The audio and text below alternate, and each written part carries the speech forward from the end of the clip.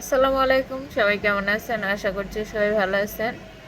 তো সরকার একটা উদ্যোগ নিছে পলিথিন নিষিদ্ধ করা।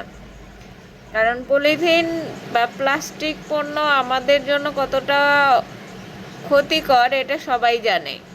তো সরকারের এই উদ্যোগটাকে আমরা সাধুবাদ জানাই, এবং সরকার যে এই উদ্যোগটা নিছে এবং এই উদ্যোগটা আগেও নেওয়া হয়েছে, কিন্তু কার্যকর তো ফল কোনোটাই হয় নাই। কিন্তু বর্তমানে যে এই অন্তর্বর্তীকালে সরকারের পক্ষ থেকে যেভাবে উদ্যোগ নেওয়া হয়েছে, তো আমরা সবাই খুশি। কিন্তু আজকে দেখলাম পুরান ঢাকার যে কারখানাগুলোতে অভিযান চালানো হইতেছে, সেখানে বিশাল গন্ডগোল হইতেছে। কিছু লোক বলতেছে যে প্লাস্টিকের যে কারখানা সেটা বন্ধ করলে শ্রমিকরা খাবে কি, আর কিছু লোক বলতেছে যে কিছুটা সময় দিয়ে তারপরে বন্ধ করা উচিত। তো সেই সময় দিয়ে বন্ধ করা উচিত, এটার পক্ষে আমরাও, যে কোনো কিছুই একদিনে হুটহাট করে হয়ে যায় না। এটাকে কিছুটা সময় দিয়ে দিয়ে হয়তো ওয়ার্নিং দিয়ে 1 মাস 2 মাস পরে বন্ধ করে দিতে পারেন, কিন্তু ওয়ার্নিং ছাড়া একদিনে বন্ধ করলে এটা এভাবে বন্ধ করা যাবে না। কারণ এগুলো পেশার সাথে অনেক মানুষ জড়িত, তাদের কর্মজীবন এটা।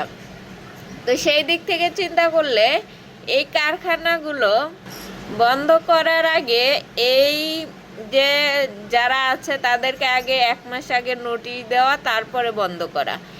আর যারা বলতেছেন কি না যে এটা বন্ধ করলে শ্রমিকরা খাবে কি, বন্ধ করলে শ্রমিকরা কোথায় যাবে, তো এরকম আপনারা যদি এরকম বলেন, তাইলে যারা এই অবৈধ ব্যবসা করে তারাও তো কাজ করে, অবৈধ হোক, যেখানে মদ বানায়, গাঁজা বিক্রি করে বা অস্ত্র বানায়, অবৈধ যে ব্যবসাগুলা এগুলা করে, তারাও তো কর্মই করে।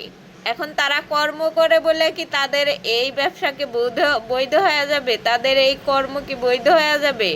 আপনাদের যদি প্লাস্টিক অবৈধ করা হয়, সেক্ষেত্রে আপনি অন্য ব্যবস্থা করে নেবেন, অন্য কোনো ব্যবসা করবেন বা অন্য কোনো চাকরি করবেন।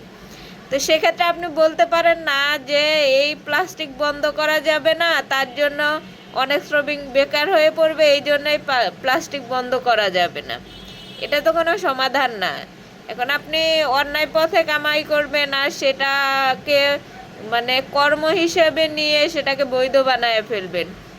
প্লাস্টিক যে আমাদের জন্য কতটা ক্ষতিকর, এই পলিথিন প্লাস্টিক, সেইটা এর বিকল্প তৈরি করা হয়েছে, তারপরে না এটা বন্ধ করা হইতেছে। এর বিকল্প হিসেবে পাটজাত যে পলি, এগুলা ব্যবহার করেন আপনারা, এগুলা জায়গায় গিয়ে কাজ করেন। আপনারা প্লাস্টিকের কারখানায় যারা কাজ করতেছেন, তারা গিয়ে এই যে পাটজাত শিল্প যে তৈরি হইতেছে, এই পলির যে বিকল্প এই পলিথিনের, সেই জায়গায় গিয়ে কাজ করেন আপনারা।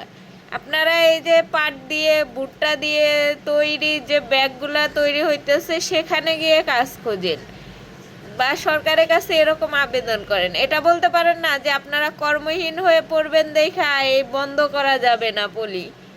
তো যাই হোক, সবাই ভালো থাকেন, সুস্থ থাকেন, আল্লাহ হাফেজ।